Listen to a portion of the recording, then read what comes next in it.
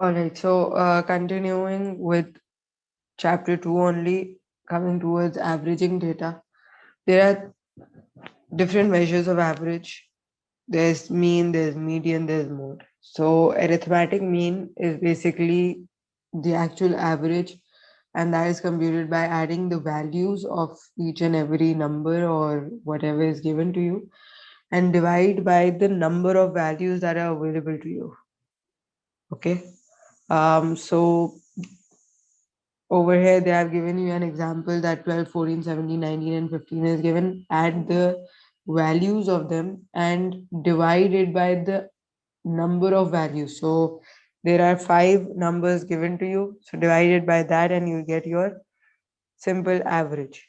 Now coming towards the illustration, when you see it says a shopkeeper is about to put his shop up for sale. As part of the details of the business, he wishes to quote the average weekly takings and the takings in each of the last 6 weeks are given. You need to compute the mean. So what you're going to do is 1120 plus 990 plus 1040 plus 1030 plus 1105 plus 1015 divided by how many numbers are there? There are six numbers. So divide by six and you're going to get your mean, that is $1050. Now the formula is given as X bar. X bar is basically representing the mean is equal to sum of the values of X over sum of the values of, sorry, over the number of values of X. So even the sum is denoted by sigma. If you look over here, we have the sigma given to us. This is called the Greek E as well. Okay. So this represents summing up. Now it says that what if frequency distribution is given, and then how will you compute the mean? So it says that a company is implementing an efficiency drive, and as part of a leaflet, it is to distribute to its employees. It wishes to point out the average daily absenteeism rate, and the following data is collated from the records of a sample of 200 working days. So compute the sample mean number of absentees per day. How are you going to do that? Number of absentees per day are given in the form of X, number of days are given in the form of F. Okay, so you are first going to multiply F with X. You're going to add the values of it divided by number of F that is given to you, and you will compute your mean. So it is going to be 0 into 9, 0, 1 into 28, 28, 2 into 51, 102, and so on and so forth. This way you compute fx. Once you have computed that, add all of the fx numbers and you will get sum of fx divided by the number of f that are given to you. Those are in total, the value is going to be 20. 9 plus 28 plus 50, sorry, it is going to be 200. 9 plus 28 plus 51 plus 43 plus 29 plus 18 plus 10 plus 7 plus 5. Okay. So you are going to get your mean number of absentees. Now it is getting a bit more complex. It is giving you a group data. So how are you going to go about it? If you see there's a range given to you and number of employees are given as F according to the range. Okay. So 180 to 185, 185 to 190, and so on and so forth. That is given to you. Now the solution is that you are going to first compute um, a midpoint of the range. And how are you going to do that? You have this as the bottom number or the bottom number of the range, and this is the highest number of the range. So 180 plus 185 divided by 2 will give you the midpoint. Similarly, 185 plus 190 divided by 2, 190 plus 195 divided by 2, so on and so forth will give you the midpoints. Now, once the midpoints has occurred as x, you are going to multiply that by f, and you will get fx. When you multiply that by fx, sorry, when you get the fx, you're going to add all the amounts of fx to get sum of fx or sigma fx divided by sigma f, and you'll get your 190.59 as your mean. Now coming towards median. What is the median? Median is the middle value of the given set of values. So for that, you either have to arrange it in ascending or descending order in order to get the correct median. So in this illustration, it says that according to illustration 4, we had this data that was available 1120990 and all of that. Now you need to calculate the median for this. Previously we calculated the mean for it. Now we have to calculate the median for it. So you'll first arrange it in the ascending order, and then you're going to take the mid values. So since the number is given in even, like the values are in even numbers, so there is no midpoint. There are two numbers that are coming in the middle, 1030 and 1040. So you add them together, divide it by 2, and you get your median. Okay, if the odd numbers were given, then it would have been easier to determine that whatever the mid value would have been, let's say something comes in between, let's say 1030 and 1040. Let's say if I write 1050 in middle of this. So now these are seven numbers. So it's an odd number, right? Now you can simply pick up that okay, 1050 is a mid value now over here. So that becomes the median. Now the mode. The mode or the modal value is going to be the number that most often occurs. So illustration 8 mentions that there are complaints per week 0, 1, 2, 3, 4, and number of weeks are 15, 12, 7, 2, 1. So the mode is going to be the value with the highest frequency. Highest frequency means highest number of weeks. So 0 is getting 5, that is not the highest. 1 is getting 12, that is the highest. 2 is getting 7, and 3 and 4 are getting a very minimal value.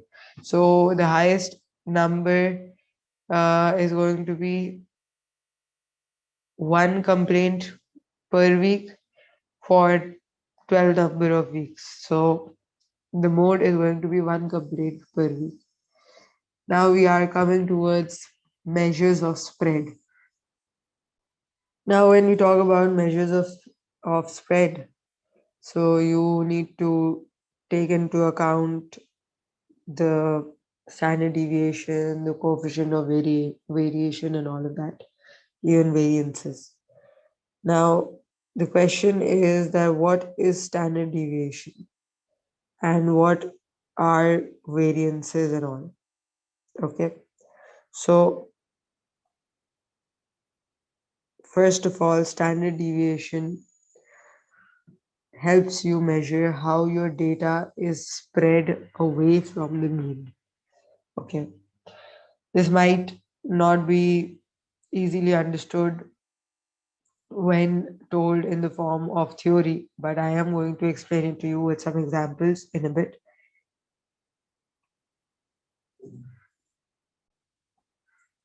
Now, here's an example. It says, suppose a data set has two observations, 10 and 30. For mean here is, sorry, the mean here is 20 and the standard deviation will be 10, as both observations are 10 units away from the mean. So anything that is away from the mean and to how much extent is it away is going to be represented by the standard deviation. Okay, so it says for more complex examples, calculating the standard deviation involves the following steps. You need to put in each and every value into the formula. The basic formula is standard deviation is equals to under root sigma x minus mean square to over n. Now, this x is basically your variable, and n is relating to the number of periods or something. Okay, that depends on the question what is given to us. So, coming towards um, the frequency and all, if according to the frequency you want to calculate the standard deviation, then we have this formula for that. So, illustration 9 says that the standard deviation is given to you, like the data for standard deviation calculation is given to you. It has mentioned that number of category A1 companies and number of category A2 companies are given. A range of price to earnings ratios is given, and you need to compute the standard deviations of these two distributions and comment. They are also saying that you're given the means of the two distributions as 15.59 and 15.62 respectively. Now coming towards the computation, you are first going to compute the midpoint of the ranges. After that, you're going to square that midpoint to compute x squared. For f, you're going to just line it up, multiply that by x to get fx, add the sum of the total fx, multiply your f with the x square to get fx square, and then add the total of it. And then all you need to do is put it in the formula and compute your standard deviation. So the standard deviation of price to earnings ratio for category A1 is given as 5.27. Same would be the case for A2. There's no difference in it. Now coming towards the coefficient of variation. The coefficient of variation tells you how the data in points has been dispersed around the mean. Okay, so standard deviation told you how far away did the data go from the mean, and coefficient of variation tells you how the data actually has been dispersed. So it is easier than standard deviation. Standard deviation divided by mean is the formula for it. Here's a illustration. Government statistics are given. Mean for each of the country is given. Standard deviation for each of them is given. What you need to do is simply divide standard deviation by the mean and compute the coefficient of variation either in decimals or in percentages. That is all. Now coming towards expected values. In probabilities, what you need to do is, or what probabilities are, let me explain that to you first. So some situations we do not know some events when they are going to occur and how much is the possibility of them occurring. So what happens is that you multiply them by the probability to understand what is their chances of them occurring. Okay, so the basic idea is that if an event is certain to occur, then it has a probability of 1, because it is, you're saying that it is certain, right, that it would occur, which means that 100% it is going to occur. So the probability is going to be 1. But if an event is impossible to occur, then it has a probability of 0, because it can't occur. But if any event has a chance of occurring, then according to the chances, the probability is given, and you're going to use that to compute the certainty. So over here it says that an ordinary six-sided die is rolled. You know that a six-sided die has six numbers on it.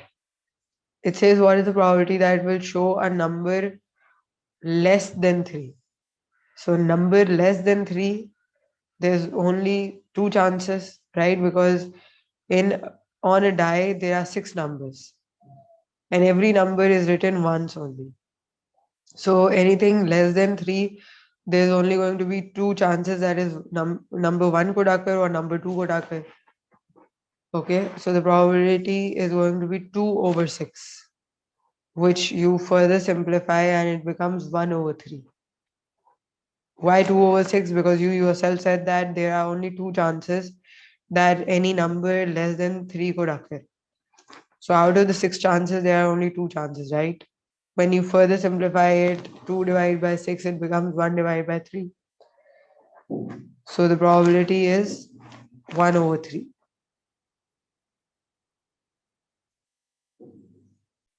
Now coming towards expected values, in case of expected value, all you need to do is you need to multiply the outcome that has a chance of occurring by the probability, and then you'll get the expected value. This technique basically tells you what are the chances in the long run of an outcome to occur.